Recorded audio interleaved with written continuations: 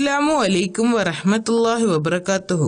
Hello friends, എല്ലാവർക്കും പ്രവാചക ചരിത്രത്തിലേക്ക് സ്വാഗതം.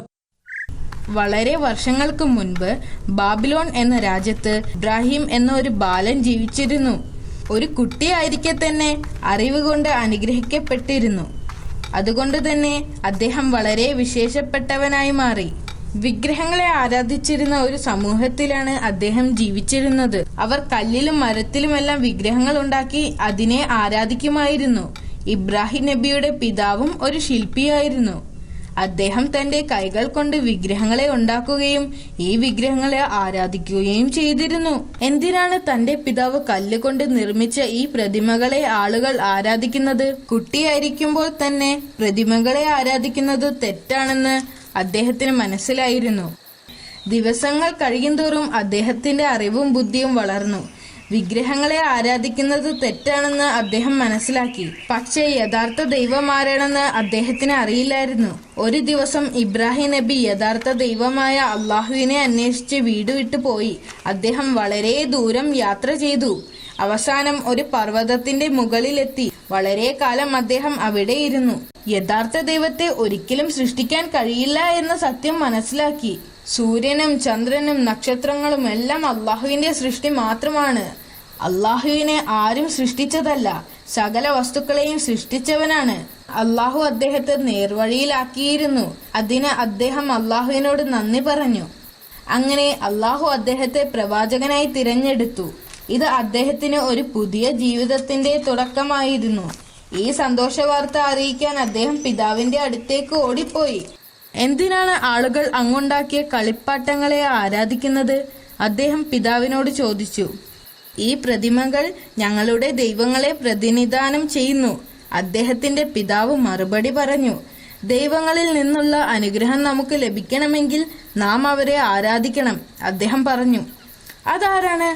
അവിടെ ഉണ്ടായിരുന്ന ഒരു വലിയ പ്രതിമയെ ചൂണ്ടിക്കാണിച്ച് ഇബ്രാഹിം നബി അലൈഹിസ്സലാം പിതാവിനോട് ചോദിച്ചു. ഇത് ദൈവങ്ങളുടെ ദേവനായ മർദൂക്കിന്റെ പ്രതിമയാണ്.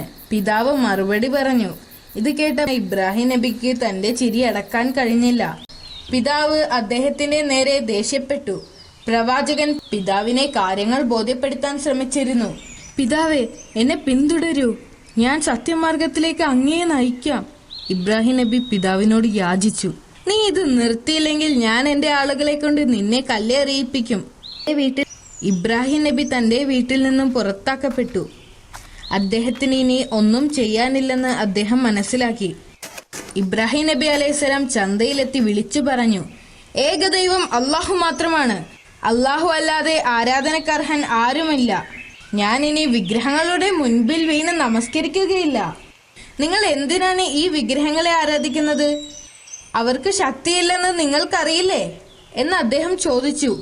ചന്തയിലെ ആളുകൾ അദ്ദേഹം പറഞ്ഞത് കേട്ടപ്പോൾ വളരെ രോഷാകുലനായി. അവർ ഇബ്രാഹിം നബിയെ ഭീഷണിപ്പെടുത്തി. എന്നാൽ വിഗ്രഹം യഥാർത്ഥ ദൈവങ്ങളല്ലെന്ന് അവരെ കാണിക്കാൻ ഒരു ഉപായത്തെ പ്രവാചകൻ ചിന്തിച്ചു. ഒരു ദിവസം ഒരു വലിയ ആഘോഷം അവിടെയുള്ള നദിയുടെ തീരത്ത് വെച്ച് നടക്കുകയായിരുന്നു. അതുകൊണ്ട് നഗരത്തിലുള്ള എല്ലാവരും നദിയുടെ തീരത്ത് കാണുമെന്ന് നബിക്ക് അറിയാമായിരുന്നു. അദ്ദേഹം ഒരു കോടാലി എടുത്ത് ക്ഷേത്രത്തിൽ പോയി. പ്രവാചകൻ തന്റെ കോടാലി കൊണ്ട് വിഗ്രഹങ്ങളെ ഒന്നൊന്നായി തകർത്തു. ഒന്നൊഴികെ എല്ലാ വിഗ്രഹങ്ങളെയും തകർത്തു. അത് ക്ഷേത്രത്തിനുള്ളിലെ ഏറ്റവും വലിയ പ്രതിമയാണ്. ഈ പ്രതിമയുടെ കഴുത്തിൽ ഒരു കോടാലി വെച്ച് അദ്ദേഹം ക്ഷേത്രത്തിൽ നിന്ന് ഇറങ്ങി. പിറ്റേ ദിവസം നഗരത്തിലെ ആളുകൾ ആരാധനയ്ക്കായി ക്ഷേത്രത്തിൽ ചെന്നപ്പോൾ വിഗ്രഹങ്ങൾ തകർന്ന് തരിപ്പണമായത് കണ്ടു. വിഗ്രഹങ്ങളുടെ കഷ്ണങ്ങൾ ചുറ്റിലും ചിതറിക്കിടക്കുകയായിരുന്നു. ഇബ്രാഹിം നബിയാണ് വിഗ്രഹങ്ങളെ നശിപ്പിച്ചതെന്ന് ജനങ്ങൾ മനസ്സിലാക്കി.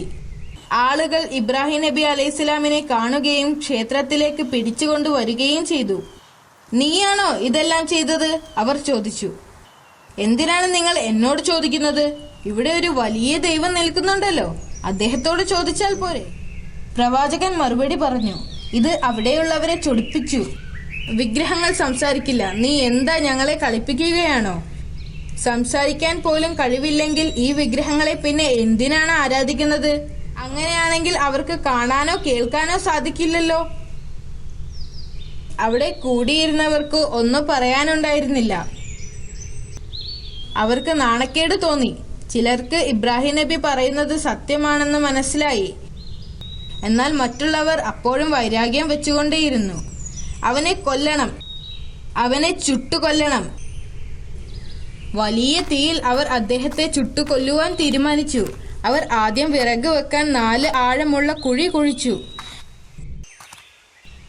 എന്നിട്ട് അവർ ശേഖരിച്ച എല്ലാ വിറകുകളും അതിൽ നിക്ഷേപിച്ചു.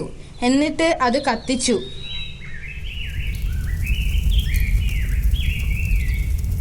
അങ്ങനെ തീ ഭയാനകമായി പടർന്നു പിടിച്ചു. ആരും ഒട്ടും പ്രതീക്ഷിക്കാത്ത വിധം തീ വളർന്നു.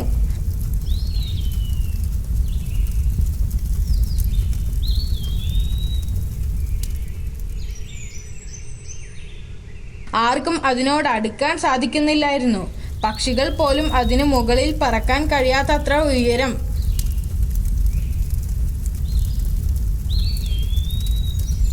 ബാബിലോണിലെ ഈ വലിയ തീപിടുത്തത്തെക്കുറിച്ച് പലരും കേട്ടു. ഈ പ്രതിഭാസം കാണാൻ അവർ നഗരത്തിലേക്ക് വന്നു.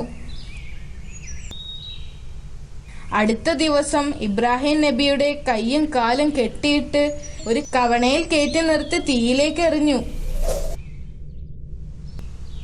അപ്പോഴാണ് സ്വർഗത്തിൽ നിന്നുള്ള ഒരു ദൂതൻ പ്രവാചകന്റെ മുൻപിൽ പ്രത്യക്ഷപ്പെട്ടത്. എന്തെങ്കിലും ആഗ്രഹമുണ്ടോ എന്ന് ദൂതൻ ചോദിച്ചു. തന്നെ തീയിൽ നിന്ന് രക്ഷിക്കാൻ അദ്ദേഹത്തിന് അപേക്ഷിക്കാമായിരുന്നു. എന്നാൽ അദ്ദേഹം പറഞ്ഞു, അള്ളാഹു എന്നെ ഇഷ്ടപ്പെടുവാൻ മാത്രമേ എനിക്ക് ആഗ്രഹമുള്ളൂ. പിന്നീട് സംഭവിച്ചത് അത്ഭുതമാണ്. അദ്ദേഹം തീയിൽ ചെന്ന് വീണപ്പോൾ അത് തണുത്തതായി മാറി.